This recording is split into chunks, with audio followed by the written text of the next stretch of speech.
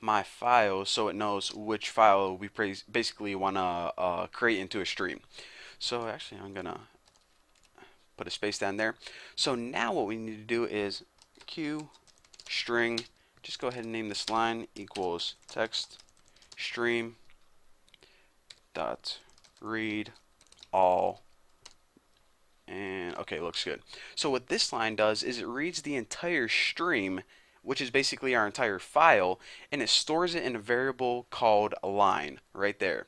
So after this, we'll just go ahead and write my file close. And why do we need to do this? Because you need to close all files when you're done working with them. Pretty much just housekeeping for C++. So pretty much this is all of our very basic like our very basic stuff that we have to do with the file. So now all that's taken care of and stored in variables, we actually need to display it on the screen. So in order to display it on the screen, remember that UI object that we talked about earlier represents the entire user interface, and this was actually set up for us by Qt. So what we need to do is we're working with the user interface. What part of the user interface? Well, we want to work with the text edit widget. Now, what do we want to do to the text edit widget? We want to go ahead and set plain text, and what this basically does is first of all, it takes a string, which is line, and remember this string right here is pretty much our entire file because we read the entire file in.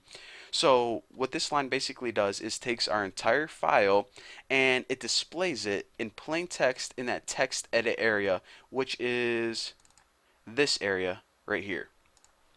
So now let me get back to where I was working with, and after this we need to do a couple more things. So even though we have that text displayed now, the point of finding something is so the user can see where it is in the text file. So in order to let the user know where the word is that they're looking for, we're just going to move the cursor over the word and it's going to highlight the word. So let's go ahead and store the cursor in variable, and it's called q text cursor, right, like that. And I'll just name this text cursor, I guess. Text cursor, set this equal to what part of the user interface? UI, text edit, and it's called text cursor. Now this text cursor function is a built-in function. It's already in Qt, so we don't have to code this ourselves. Basically, it returns the cursor of your mouse, and it stores it in the variable text cursor like we defined right there.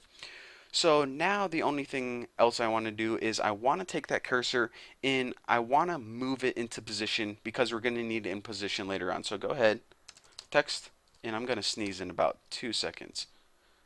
Move position and Q text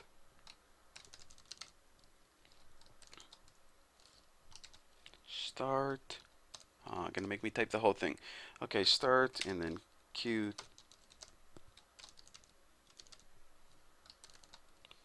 move anchor and 1. So I know this is running off the screen, but let me go ahead and shift this down and I'll explain to you guys what it means.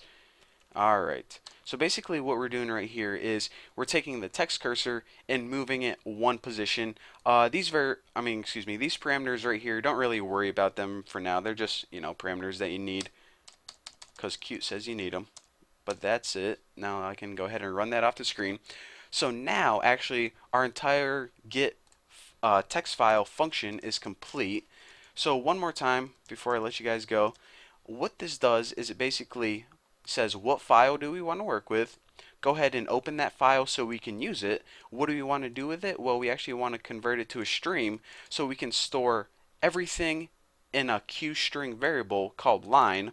So now pretty much our entire text is stored in this variable called line. So we can go ahead and close the file. Now once it's closed, we can go ahead and display that text on the screen in the text edit area. And what this does right here is it pretty much just moves our cursor into place. So then whenever the user searches for their next term, they can go ahead and, their cursor moves and they can see where the words are that they're looking for.